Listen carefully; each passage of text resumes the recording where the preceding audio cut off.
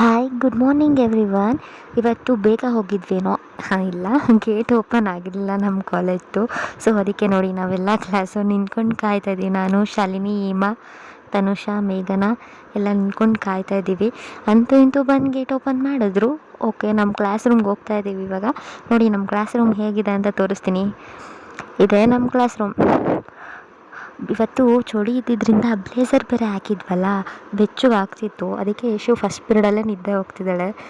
ಇದಾದಮೇಲೆ ಪ್ರಗತಿಯವರು ನಾನು ಕಾರ್ನರಲ್ಲಿ ಕೂತ್ಕೊಳ್ಳಲ್ಲಪ್ಪ ಅಂತ, ನಾನು ಅಲ್ಲಿ ಕೂತ್ಕೊಳ್ಳಲ್ಲ ಇಲ್ಲಿ ಕೂತ್ಕೊಳ್ಳಲ್ಲ ಅಂತ ಅಂತೂ ಇಂತೂ ಮಧುಮಿತನ ಪಕ್ಕ ಹೋಗಿ ಕೂತ್ಕೊಂಡು. ನಮ್ಮ ಗ್ಯಾಂಗಲ್ಲಿ ಅಂದರೆ ಯಾರಿಗೂ ಲಾಸ್ಟ್ ಕಾರ್ನರಲ್ಲಿ ಕೂತ್ಕೊಳ್ಳೋದಂದರೆ ಆಗಲ್ಲ. ಇಲ್ಲ ಲಾಸ್ಟ್ ಹುಡುಕ್ತೀವಿ, ಇಲ್ಲ ಮಧ್ಯ ಮಿಡಲಲ್ಲಿ ಜಾಗ ಹುಡುಕ್ತಿರ್ತೀವಿ.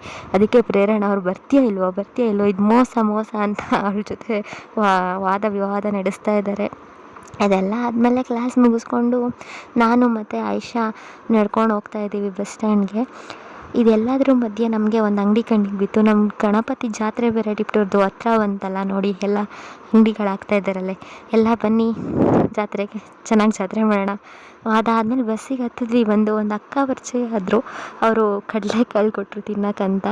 ತಿನ್ಕೊಂಡು ನೋಡಿ ಅವ್ರನ್ನೂ ಮಾತಾಡಿಸ್ಕೊಂಡು ಹೋಗ್ತಾ ಇದ್ದೀವಿ. Okay, thank you for watching.